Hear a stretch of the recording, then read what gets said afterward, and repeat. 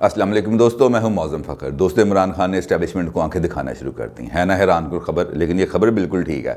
اگر آپ غور کریں اور پچھلے چند دن کی ایکٹیویٹیز کو بھی غور کریں تو یہ بات سامنے آتی ہے، لیکن اس کی تصدیق آج ہوتی ہے۔ آج پرائم منسٹر گئے چکوال میں گئے، انہوں نے اپوزیشن کے خلاف تقریر کی، بڑی لمبی چوڑی، بڑی انہوں نے جناب لتے لیے اپوزیشن کے، خوب کھری سنائیں، لیکن روانی کے اندر ایک جملہ بول گئے۔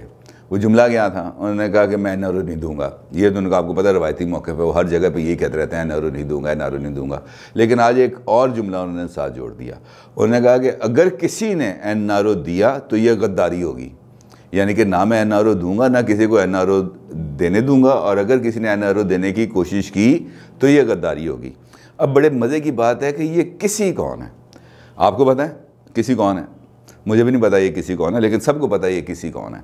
لیکن اس کسی کے حوالے سے جو آج کہانی انہوں نے گھڑی ہے نا، یہ بھی بڑی دلچسپ ہے، اور اس حوالے سے انہوں نے اپنی پوری تقریر کے اندر جو اشارے دیے وہ اس بات کو تقویت دیتے تھے کہ 2 دن پہلے جو ان کی اسلام آباد کے اندر اعلیٰ ملٹری قیادت اور خفیہ ادارے کے سربراہ سے بات چیت ہوئی تھی، اس کے اندر بھی اسی حوالے سے کوئی گفتگو کی ہے انہوں نے، میرا خیال ہے۔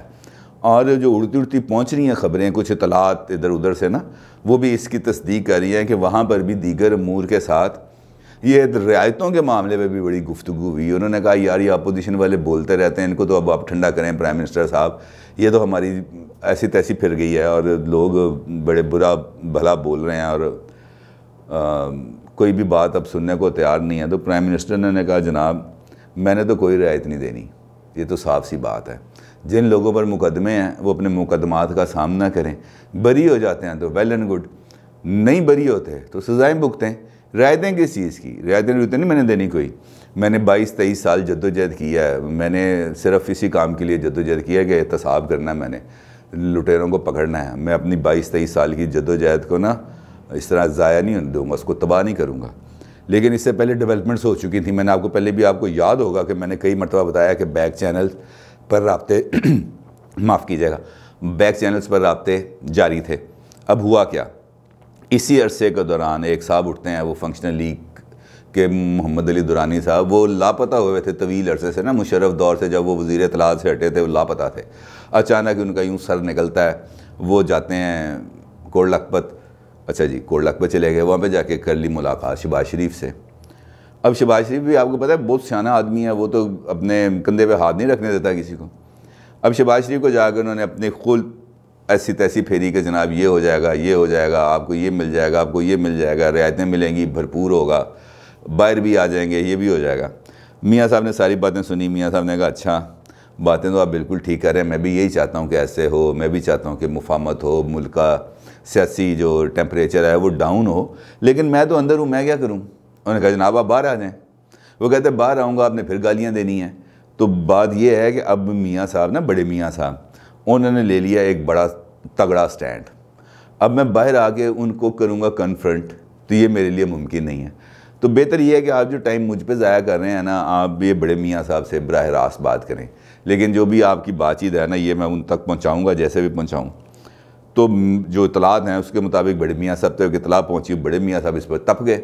بڑے میاں صاحب نے جناب یہ کیا کہ انہوں نے فٹافٹ 2-3 ٹویٹ ٹھوک دیے بڑے سخت قسم کے۔ انہوں نے کہا جی کون سا ڈائلاگ، کیسا ڈائلاگ، گرینڈ ڈائلاگ، یہ کون سی نئی کہانی گھڑ رہے ہیں، ہم نہیں مانتے سنتے، ہم نے جو بات کہنی تھی وہ کہہ دی ہے، اب جو بھی کچھ ہوگا نا پی ڈی ایم کے پلیٹ فارم سے ہوگا۔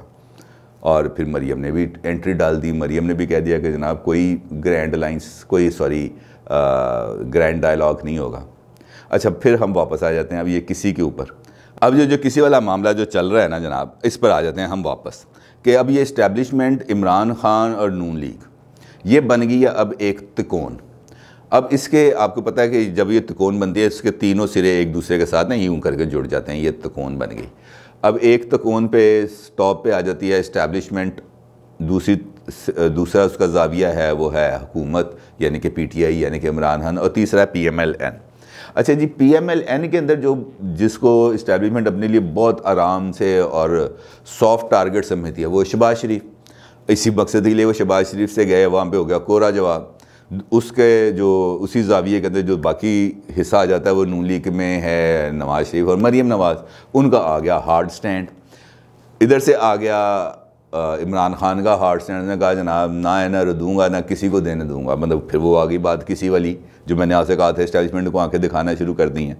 اور اگر آپ کو یاد ہو نا، تھوڑی سی اس بات کو روک کے آپ کو تھوڑی سی ایک اور بات بھی بتاؤں کہ اگر آپ پچھلے 3-4 ٹی وی انٹرویوز بھی دیکھیں نا عمران خان کو، تو عمران خان نے ایک بات بڑے تواتر سے کی ہے کہ فوج میرے ماتحت ادارہ، میرے تھلے۔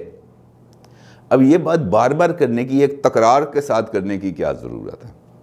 یہ بڑا اہم سوال ہے اگر آپ اس پر غور کریں نا، کہ ہر انٹرویو چاہے وہ سما کو ہو، چاہے وہ دنیا کو ہو، چاہے وہ 92 کو ہو، جس مرضی کو چینل کو انٹرویو دیں، ایک بات انہوں نے بڑی کامن کی ہے، فوج میرے ماتحت ادارہ ہے، حکومت بالادست ہے، مجھے جواب دیتے ہیں، مجھے رپورٹ کرتے ہیں، میں جو چاہوں وہ کروں گا۔ بس انہوں نے یہ کہا کہ فوج میرے نیچے ہے بھائی، اس سے اوپر نہیں جانا، تو یہ تاثر ان کو دینے کی ضرورت کیوں پیش آئی؟ لیکن اب اگر آج والی ڈیولپمنٹ اور وہ آرمی چیف ملاقات والی ڈیولپمنٹ کے ساتھ اب اس انٹرویو کو اگر ہم جوڑیں تو ہمارے سامنے سین اب کلیئر ہو گیا کہ واقعتاً اب پرائم منسٹر نے اسٹیبلشمنٹ کو آنکھیں دکھانا شروع کر دیں۔ اب میں واپس آتا ہوں اپنے ٹاپک کی طرف۔ دوسرا زاویہ آ جاتا ہے اس کے اندر نون لیگ کا، جو بڑا ہارڈ سٹینڈ لے کے کھڑی ہو گئی۔ اب اس نے کہا جناب عمران خان کے ساتھ تو بات ہی نہیں کرنی نا، ہم وہ تو ہمارے لیے ارریلیونٹ ہے، ہماری لڑائی اس سے ہے جو اس کو لے کے آیا ہے۔ اب اس میں بھی وہی کسی والی بات آ جاتی نا، وہ کس کون ہے، یہ اس بھی وہی ہے جو وہ کس ہے، تو لہٰذا اب یہ والا معاملہ آ گیا۔ اب پھنس جاتی ہے نیچے آ کے نا آخری کے اندر وہ اسٹیبلشمنٹ، کیونکہ وہ حکومت سے اگر اپنے آپ کو ڈسکنیکٹ کرتی ہے تو بھی ڈسکریڈٹ ہوتی ہے، اپوزیشن سے یعنی کہ پی ایم ایل این سے اپنے آپ کو کنیکٹ کرتی ہے پھر ڈسکریڈٹ ہوتی ہے۔